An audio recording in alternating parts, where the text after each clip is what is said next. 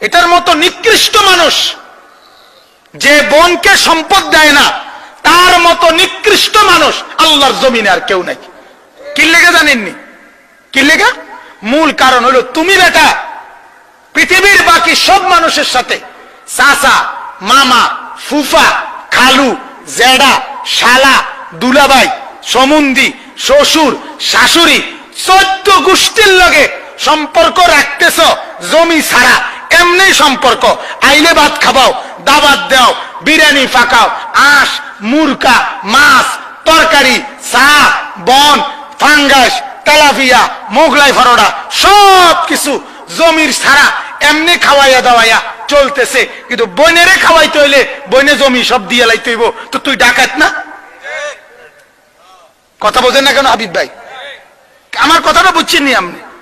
কে রে তুই তাহলে তোর চাচাতে জমি লস থাকা, তোর মামার কাছে থেকে যে মামা আমনে যদি আমার বাড়িতে কোনোদিন বেড়াইতে হয় এই শর্তে বেড়াইতে না ইয়েন যতবার মনে হয়, কিন্তু 1 শতক জমি দিয়ে এলাম আমি আমার বোনের তো লইছি। কথা বলেন, আপন বোন তাকে জমি দিবে না, কারণ তারে যে খানা দানা খাবাইব। বুঝেন নাই কথা? বোন বাইক না যে আইব তারা যে আপনার ফাঙ্গাস তেলাপিয়া খাবাইব, এই কারণে জমি রেখে দিছে। আর অন্য মানুষের কিন্তু খাওয়াইতে হইলে কি লাগে না? জমি দাম লাগে না। হেরা এবড়ি খাইতে হইলে কি লাগবে? আস্তাগফিরুল্লাহ, আস্তাগফিরুল্লাহ। বড় নিকৃষ্ট মানসিকতা।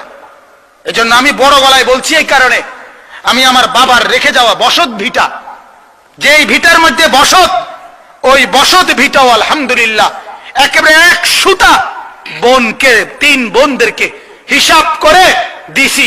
বসতের হিসাব, বসতের হিসাব। আপনার মন চাইলে খবর নিতে পারবেন।